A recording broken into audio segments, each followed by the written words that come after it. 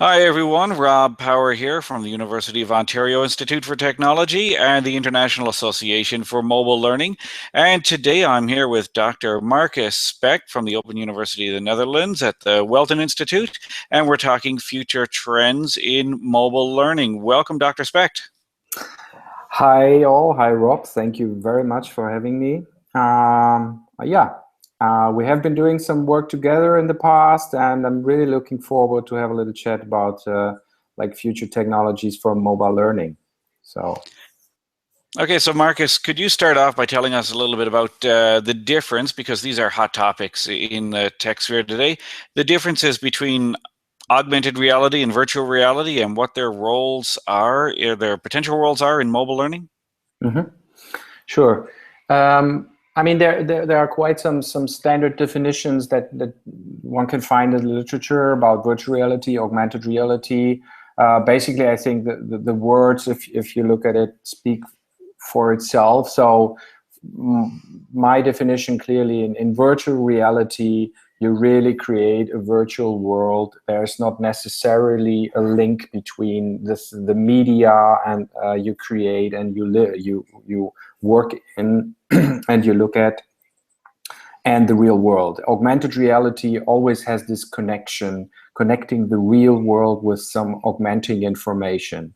But of course, as you can imagine, this link, and I think this is also an essential part of the whole discussion around augmented reality, and we do a lot of research now finding different versions of augmented reality, because these augmentations we use in augmented reality can range from something that appears on the screen in your vicinity to real head-up displays on which you look through and see these augmentations really linked to the precise location you need to work on or to solve a problem in an augmented reality situation, right?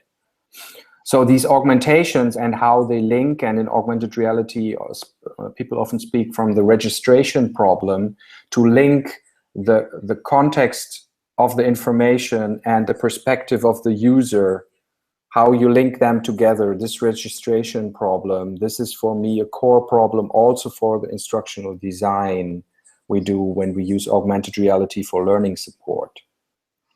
And last point on that, probably,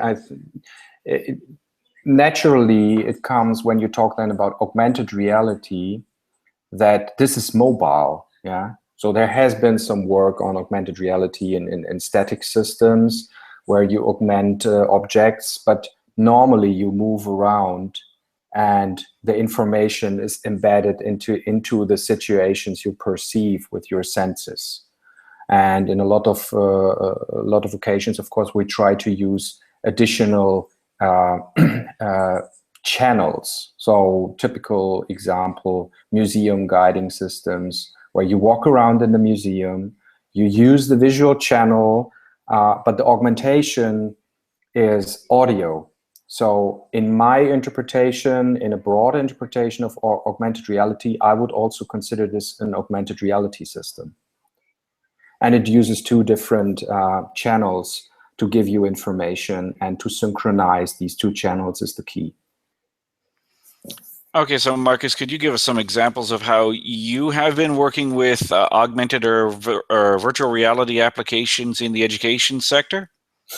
Yeah, I think this also links nicely to the example. I started actually to work with augmented reality systems in the context of museum pedagogics or museum systems, cultural information systems, working on exhibition systems, and using basically, on the one hand, audio information while walking through an exhibition to get additional information about the artist, about the interpretation of the artwork. But also, this was in the 90s, a project called HIPS. It was a European project. But we already also used infrared sensors and infrared tags to identify the location of the user, and then do play animations that basically did an overlay of the artwork you were standing in front of. And over the years, of course, what you see is that the sensing capabilities of the technology got much more precise. So some years later, we did in a European project called Listen, we did basically an audio augmented world, also in a museum. But we could determine also the direction in which the person was looking. So we could place virtual audio objects around the person and create a 3D audio world, so that when you turn your head, you could hear artwork speaking to you from a certain from the place where they are in the room. And actually, in that context, a lot of interesting discussions also developed how you now interact with these augmented reality worlds. Basically, that you fade things away where the user does not look at, or you highlight things where you want to get the user's attention towards, this kind of things. I think this is especially interesting for audio augmented worlds. What we're recently working on, and there you can again see a step in the technology developing further, is we work with sensor technologies like leap motion, which can really detect the movement of your hands.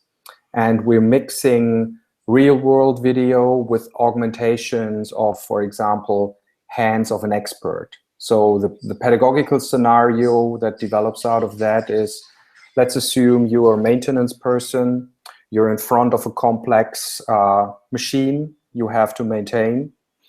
And basically then the expert gets your video signal from a head-mounted camera. And you also have a feedback system. So the expert can basically, with his virtual hands, come into your live situation and give you instructions what to do. This is just one scenario how you can use what we also call like live augmented reality support. But there are also playback scenarios. So this is like some of the pieces we have been working on.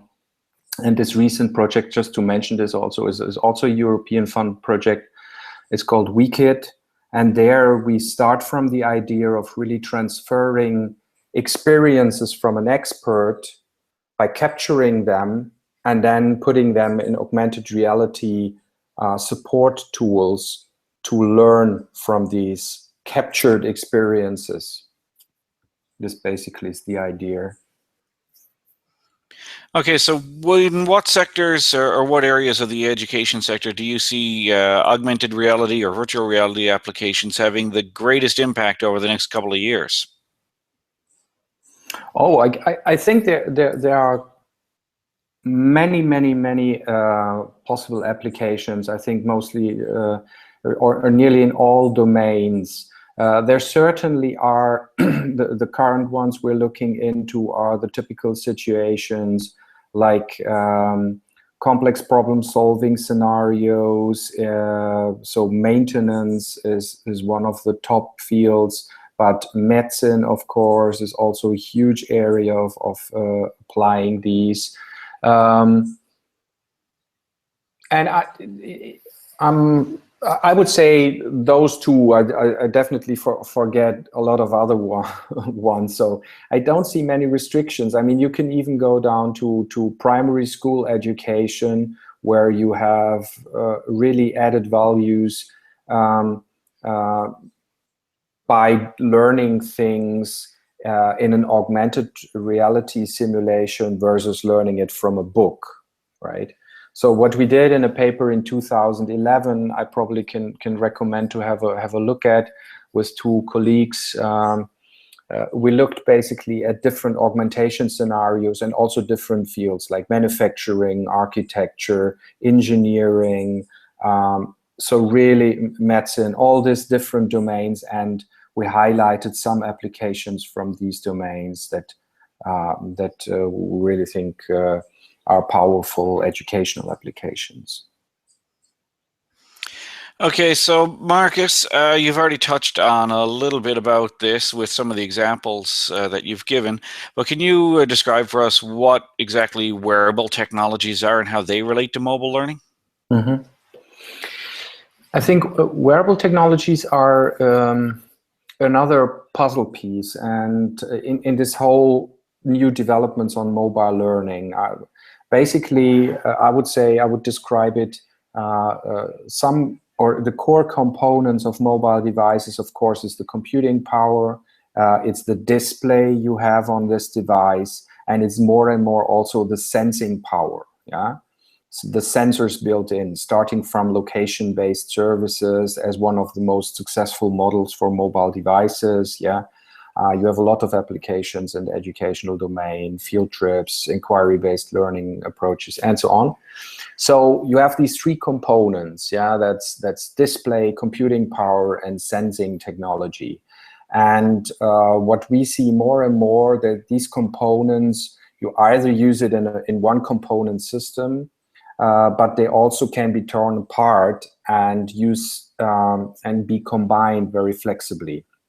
You also see that in developments like hardware prototyping kits as Arduino, what we use for building systems that are basically then more integrated into your body area network, but are distributed and they're not combined in one device as a mobile smartphone, for example, right?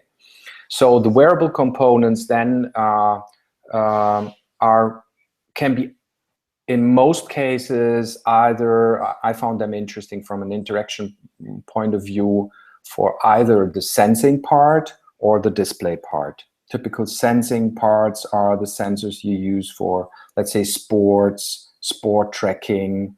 For example, we will just across the road from our university tomorrow visit a new bachelor, it's a whole school. They provide a new bachelor for biometrics. Yeah, so all measuring all kinds of bodily functions and developing new technology from based on this approach. And the other part of it is really the display part, that you integrate wearable components as display components in your clothes, for example, but all kinds of new kinds of gadgets. But I think it gets more and more into the natural inhabitants of our body area network, if you want. So like clothing, jewelry, or watches, or these kind of things, right? So I think the biggest power of these wearable components is sensing and display, than in other parts like haptic interfaces or auditory interfaces, or yeah, these kind of things. Okay, Marcus, what other big trends do you see on the horizon in the mobile learning sphere in the next few years? I think on the one hand, we're still at a level of where a lot of the mobile learning scenarios we have developed in the last 10, 15 years will go into consolidated developments. Take iPad schools, take mobile excursions and the linking outside, inside the classroom. So there are some standardization trends, and I think this has been underestimated by a lot of people, because there are still a lot of questions in the practical applications of these technologies, and what is the impact of this, right? So there is this trend, I would say, of on the plateau of consolidation, if you want to say it like that, where these technologies will implement on a big scale, right?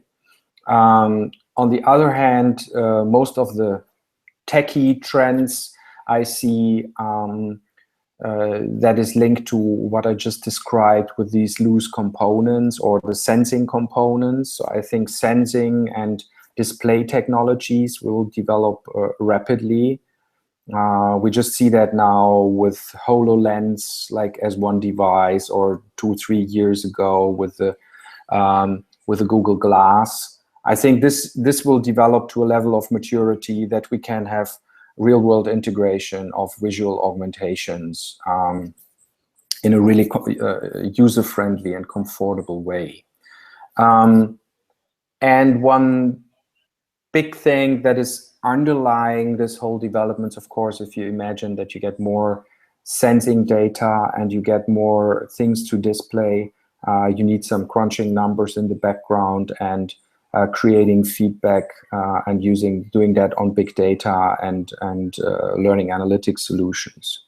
So I think bringing together these components of sensing, number crushing and big data and visualization in the vicinity and in the context of the users, this is really like what will happen over the next 10, 15 years even, I would say. And you can, of course, this will be more and more user-friendly, more and more seamless, and so on. All right, Marcus, anything else that you would like to add before we wrap up for the day? Now, I think what I think is important, and I try to bring that message also a bit across by giving the examples and showing the timeline of the 10, 15 years I've worked on now in this area, is that you look at it from a user perspective, at least if you want to develop educational technologies. You look at it from a user perspective and try to get a proof of concept. So let's say what I want to say with that is, for me, it's not the most important thing if the display the head-mounted display you use is high definition or is really working super smooth. It's one component to evaluate, but for the educational added value, it's important to understand what these augmentations do to our learning processes and to our integration of knowledge and development of knowledge. So I think that's important perspective to take when one works with these new technologies. Okay, well, thank you very much for joining us today, Dr. Marcus Specht. Thank you for sharing your insights on future trends in mobile learning. And thank you to everyone for tuning in. Thank you.